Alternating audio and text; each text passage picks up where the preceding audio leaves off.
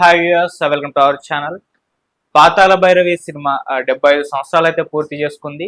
So Telugu జానపద చిత్రాల్లో పాతాళ భైరవి సినిమాకున్న ప్రత్యేక స్థానం గురించి అందరికీ తెలిసిందే. సో ఆ సినిమా ఇప్పుడు ఒక మైల్ స్టోన్ 75 సంవత్సరాలు పూర్తి చేసుకున్న నేపథ్యంలో ఈ సినిమా విశేషాలు తెలుసుకుందాం. ప్రజెంట్ మనతో పాటు ప్రముఖ సినీ క్రిటిక్ దుర్గా వడ్లమణి గారు ఉన్నారు. వారి మాటలో ఈ సినిమా విశేషాలను ఒకసారి తెలుసుకునే ప్రయత్నం చేద్దాం. నమస్కారం మేడం. నమస్తే అండి. మనం పాతాళ భైరవి సినిమా ఇప్పుడు వచ్చినా కూడా అలా టీవీలకు అతుక్కుపోయి సినిమా చూస్తూ ఉంటారు. సో అంత బెస్ట్ సినిమా, మంచి జానపద చిత్రాల్లో ఒకటిగా నిలిచింది. సో ఆ సినిమా విశేషాలు ఒక్కసారి చెప్తారు, ఎందుకంటే 75 సంవత్సరాలు పూర్తి చేసుకుంది. మరి ఆ సినిమా విశేషాలు ఒకసారి మీ మాటలు. రేపటికి రిలీజ్ అయ్యి 75 సంవత్సరాలు అవుతుందండి. ఈ సినిమా ప్రత్యేకతలు ఏంటంటే, అసలు ఫస్ట్ రామారావు గారిని సినిమాకి అనుకోలేదు హీరోగా.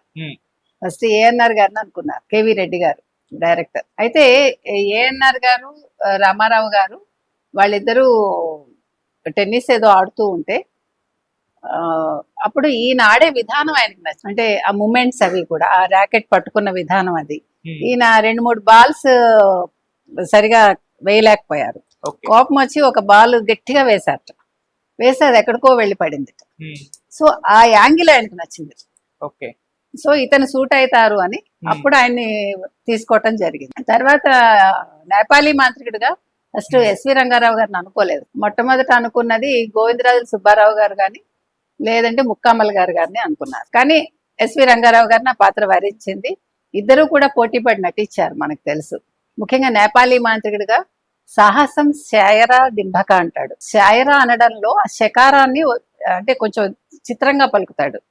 మీకు పింగళి గారి సంభాషణలు ప్రత్యేకం మీకు తెలుసు, ఆ ప్రత్యేకత. అందుకని పూర్వకాలం మీకు మొత్తం ఇప్పుడు మీరు ఏవైతే క్యాచీ వర్డ్స్ గా వాడుతున్నారు ప్రతి సినిమాలో, నాగార్జున కావచ్చు, లేకపోతే మీకు మొన్న రామ్ చరణ్ వాడిని అలగలగే అనేది కూడా మీకు పాత సినిమాల్లో ఉంది. మీకు ఏ క్యాచీ వర్డ్స్ తీసుకున్నా అన్ని పాత సినిమాల్లో వాళ్ళు కనిపెట్టినవే. మీకు అర్థమైందా? కొత్తగా ఇప్పుడు సముద్రాల గారు లేకపోతే పింగళి గారు ఇలాంటి వాళ్లే కనిపెట్టారు. తర్వాత ఈ కథ ఎలా తీసుకున్నారంటే, మీకు మధిర సుబ్బయ్య దీక్షితులని ఆయన కాశీ మజిలీ కథలు రాశారు. సో ఆ కథల్లోంచి ఒక కథ తీసుకుని, దాంతో పాటు మీకు అల్లావుద్దీన్ అద్భుత దీపం, తర్వాత బాలనాగమ్మ, వీటిలోంచి కొన్ని సన్నివేశాల్లాగా తీసుకుని మొత్తం కలిపి ఒక కథ రాసుకున్నారు. సో కథ మీకు పింగళి నాగేంద్ర గారు ఇస్తే, సంభాషణలు పింగళి నాగేంద్ర గారు, తర్వాత కమలాకర కామేశ్వరరావు గారు రాశారు. కేవీ రెడ్డి గారు కూడా ఇందులో సహకరించారంటే కథ వరకు. ఇది ఈ కథ ప్రత్యేకత. ఇకపోతే మాలతి హీరోయిన్ అందులో. ఇతను తోటరాముడి తల్లి పువ్వులు అల్లి అమ్ముతూ ఉంటారు ఆవిడ, అంటే కోటకి ఇస్తూ ఉంటుంది కోటలో. తర్వాత తోటరాముడు కోటలో రాణి మాలతి, కోటలో యువరాణి ఆవిడ. ఇతను అంటే ఆ అమ్మాయిని చేసుకోవటం కోసం ఎస్వి రంగారావుని ఆశ్రయించటం, అంటే నేపాలీ మాంత్రికుడిని. అక్కడ సన్నివేశాలు అవన్నీ మనకు తెలుసు.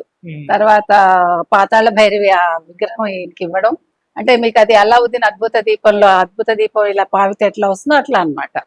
అలా ఆ సారూప్యతలు. సో ఇలాగ మొత్తానికి ఈ సినిమాలో పద్మనాభం ఉంటారు, చాలా మంది క్యారెక్టర్, బాలకృష్ణ ఉంటారు. బాలకృష్ణ అంటే పాత తరం నటుడు నేను చెప్పాను. ఇట్లా అందరూ కూడా ఎవరి పాత్ర వాళ్ళు చాలా బాగా చేస్తారు. ఇంకొకటి ఏంటంటే, ఈయనకి 250 రూపాయలు ఇచ్చారు రెమ్యూనరేషన్, ఎవరు ఎన్టీ రామారావు గారికి. తర్వాత 2 ఏళ్లకి అగ్రిమెంట్ రాసుకున్నారు విజయవాడ. అప్పుడు అన్ని అగ్రిమెంట్సే, 2 సంవత్సరాల అగ్రిమెంట్, 4 సినిమాలు చేసేలా, నెల జీతం మీద ఉండేది వాళ్ళు, ఆ రకంగా అన్నమాట. ఇకపోతే ఈ సినిమా ఇంకో ప్రత్యేకత ఏంటంటే, మీకు ఫస్ట్ 13 ప్రింట్స్ రిలీజ్ చేశారు 1951 మార్చి 15న. చేస్తే సినిమాకి మంచి టాక్ రావడంతో ఇంకొక 60 ప్రింట్స్ ఎక్కువ వేశారు. తర్వాత 28 సెంటర్స్ లో అది శతదినోత్సవం చేసుకుంది. తర్వాత తమిళంలో కూడా తీశారు ఈ సినిమా. ఐ థింక్ కన్నడలో కూడా రీమేక్ చేసినట్టు. సో మొత్తానికి ఇది ఏమైందిట, మీకు మార్చి 15 రిలీజ్ అయింది కదా, జూన్ మంచి ఎండల్లో, ఒక జూన్ మధ్యలో చక్రవర్తుల రాజగోపాలాచారి గారి పేరు మీరు విన్నారు. ఆయన అప్పుడు కేంద్ర హోంమంత్రి. ఆయన మద్రాస్ మెయిల్లో వెళ్తున్నారట. వెళ్తుంటే గుంతకల్ స్టేషన్ లో రైలు ఆగిందిట.